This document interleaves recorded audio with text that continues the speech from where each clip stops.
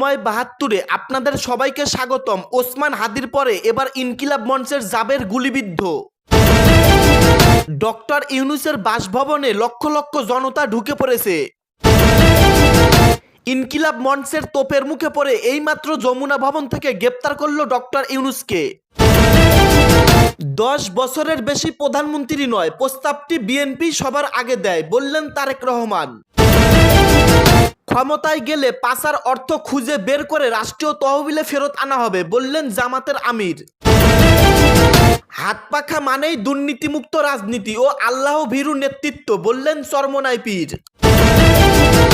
8ই ফেব্রুয়ারি বিএনপির ঢাকার নির্বাচনী জনসভা বাতিল, জানালেন রুহুল করিম রিজভী। মিসাইল ছুঁড়েছিল আমাদের দিকে, সেটা তাদের কপালেই পড়েছে, বললেন জামাত। হাসনাতের আসনে ট্রাকের পক্ষে গণজোয়ার সৃষ্টির আহ্বান ছাত্রনেতা নাসিরের। হত্যার বিচারের দাবিতে যমুনার সামনে ওসমান হাদির স্ত্রী। লেভেল প্লেইং ফিল্ড নিশ্চিত করতে প্রশাসনের আন্তরিকতার ঘাটতি আছে, বললেন মঞ্জু। সর্বশেষ জানবেন, নির্বাচনের আগেই কঠিন আন্দোলনের দিকে যাচ্ছে ইনকিলাব মঞ্চ, ডক্টর ইউনূস শেষ রক্ষাও পাবে না। এতক্ষণ শুনলেন সংবাদ শিরোনাম, এখন শুনবেন বিস্তারিত। হত্যার বিচারের দাবিতে যমুনার সামনে ওসমান হাদির স্ত্রী।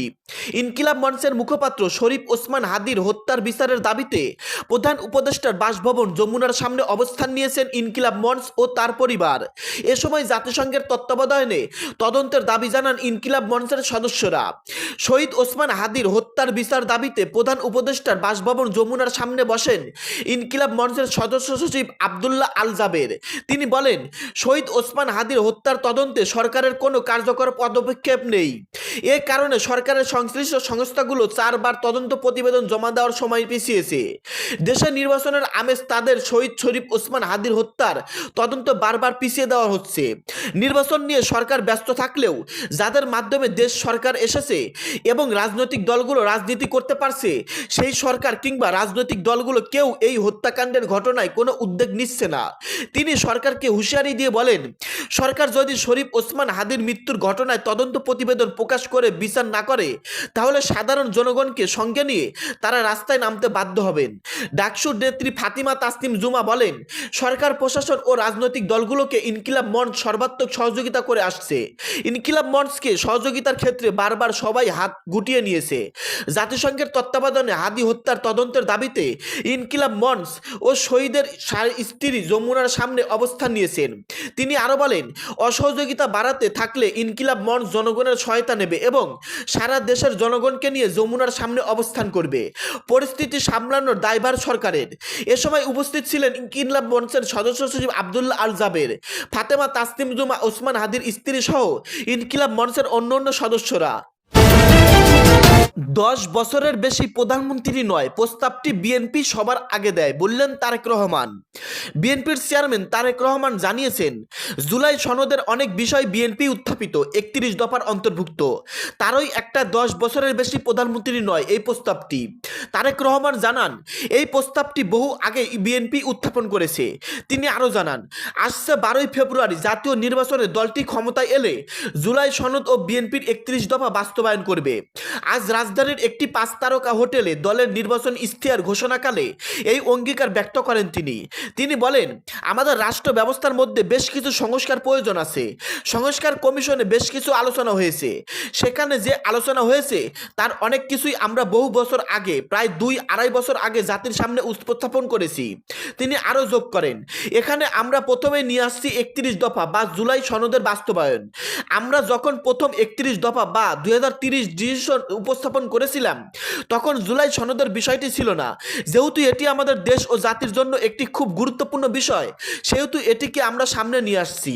আমাদের জাতি গঠন ও গণতন্ত্রের ভিত্তিকে যদি শক্তিশালী করতে হয়, আমরা বিশ্বাস করি যে 31 দফা ও জুলাই সনদের যে বিষয়টি আছে তা আমরা অবশ্যই বাস্তবায়ন করব। জুলাই সনদের যে বিষয়গুলো আছে তার সঙ্গে আমাদের 31 দফার অনেকগুলো বিষয়ের মিল আছে। ইশতেহারের সাংবিধানিক সংস্কার অংশটি ব্যাখ্যা করতে গিয়ে তারেক রহমান জানান, 10 বছরের বেশি প্রধানমন্ত্রী নয়, এই প্রস্তাবটি প্রথম বিএনপি দিয়েছিল। তিনি বলেন, আমাদের 31 দফার মাধ্যমে আমরা অনেক আগেই 31 প্রস্তাবটি জাতির সামনে উপস্থাপন করেছিলাম। যে প্রস্তাবটি হলো প্রধানমন্ত্রী যিনি হবেন তার মেয়াদ 10 বছরের বেশি হবে না।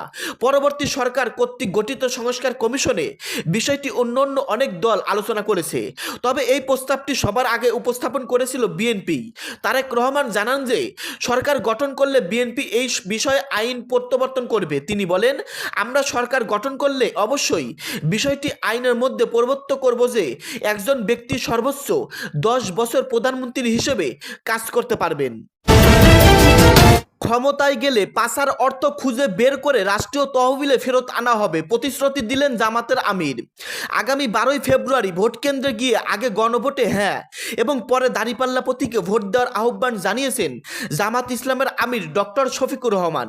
শুক্রবার 6 ফেব্রুয়ারি দুপুরে ত্রয়োদশ জাতীয় সংসদ নির্বাচনকে সামনে রেখে পটুয়াখালীর বাউফল পাবলিক মাঠের জনসভায় প্রধান অতিথির বক্তব্যে তিনি একথা জানান।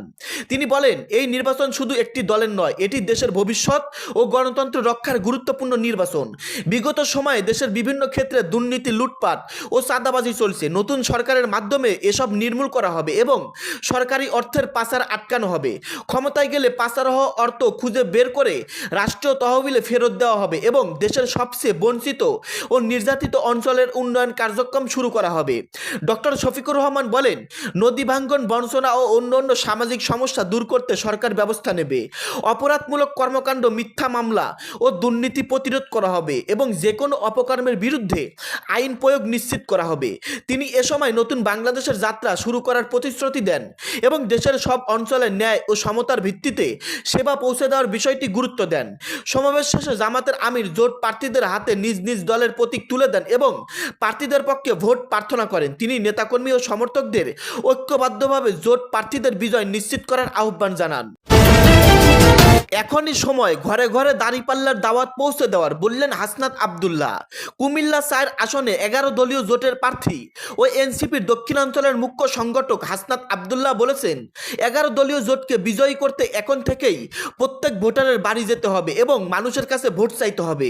এখন সময় এসেছে ঘরে ঘরে দাঁড়িপাল্লা মার্কার দাওয়াত পৌঁছে দেওয়ার। দুর্নীতিবাজদের এদেশে আর ঠাঁই হবে না।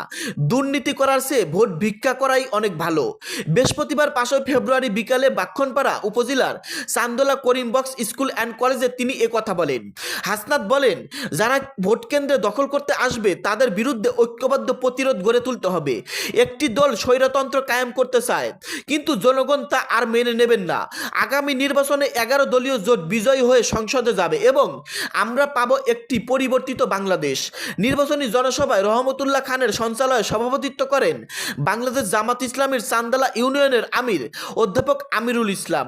দর্শক, এতক্ষণ শুনতে পারলেন আপনারা গুরুত্বপূর্ণ প্রতিবেদন। আমাদের দেশে কি হতে চলেছে, কি হওয়ার সম্ভাবনা সবচেয়ে বেশি, নির্বাচনকে সামনে রেখে যেই আন্দোলন শুরু হলো ইনকিলাব মঞ্চের, এর শেষ কোথায়? দর্শক, বাংলাদেশে কি আদৌ 12 তারিখে নির্বাচন হবে? আপনাদের মূল্যবান মতামত ভিডিওর কমেন্টে অবশ্যই লিখে জানিয়ে দিবেন। ভিডিওটি শেষ করার আগে ছোট্ট একটি অনুরোধ, সময় 72 ইউটিউব চ্যানেলটাকে সাবস্ক্রাইব করে সঙ্গেই থাকবেন। ধন্যবাদ।